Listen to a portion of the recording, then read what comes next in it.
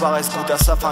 Nos choix viennent de nos expériences et de certaines de nos espérances. Nos craintes sont les résultats de nos jalousies naissantes. L'estomac exige que l'espèce rentre, lui-même inspiré par les méandres d'une vie où les chutes libres emportent les cercueils et les cendres. Soutenus par nos semblables, couchés sur une civière, certains cachent sous des visières des vies impensables, scrutés de haut en bas par des ennemis rusés. Le spirituel devient une blague chez un esprit usé. Seul, sans personne, j'éviterai toute traîtrise, tout partage, toute bêtise, toute solution pour les crises. C'est pourquoi je suis condamné à cohabiter dans la bipolarité, sachant que j'aurais honte après, sachant que j'aurais honte sinon, et que regarder ailleurs est normal, que le regard des autres disons qu'il agit sur le moral. Donc faire avec est un test pour nos ressentis. On gagne en confiance puis on se perd quand le jeu s'empire. Sans les risques y a pas de courage, et contre lui y a pas d'esquive quand t'évites la confrontation. Avant l'âge t'es des rides, donc jette-toi à l'eau et propage tes convictions, accepte-en d'autres en retour et écoute même les cons qui sont incités par des abrutis ou des êtres pleins de bonnes intentions. Attention au chemin périlleux et à ceux pas indiqués, les conseillers, les pièges connus n'est pas dans la nature de l'homme. La seule peur que j'appréhende est celle de dire lâche plus de l'âme, incité par des abrutis ou des êtres pleins de bonnes intentions. Attention au chemin périlleux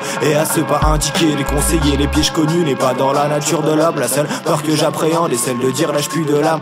Là je m'adresse à tout un chacun, faut que la paresse goûte à sa fin. L'envie fait que certaines crasses se font juste pour un câlin. Si tu déteins en mal c'est que t'as subi le même sort. Je suis contre cette idée qui dit qu'on peut donner naissance à des porcs. C'est l'effet papillon, la capacité à changer les choses. En un mot tu peux réjouir un être chéri, comment l'enterrer d'autres responsables de nos connaissances. Même si certains le nient, y a pas de vérité absolue, mais je peux t'avancer que c'est ainsi. Cette propagation existe grâce au mensonge et au sadisme. C'est facile de profiter des naïfs par son charisme. Le regard sincère peut être théâtralisé. Le cerveau en cas de galère ne sert qu'à paniquer. Le doute s'inculque quand partent les insultes. Nos désaccords font qu'à notre insu on rêve d'un but influençable à notre échelle. On les touche et pour toujours. On devrait avoir des photos de nos ennemis sur l'étagère. C'est eux qui nous rendent mal polis ou plus souriants, vu qu'on prétend mûrir en pourrissant. On s'attire quand même hanté vu qu'on s'entoure malgré le risque de voir des cons sentir nos failles afin d'exploiter leurs vices. Facile de profiter des naïfs par son charisme.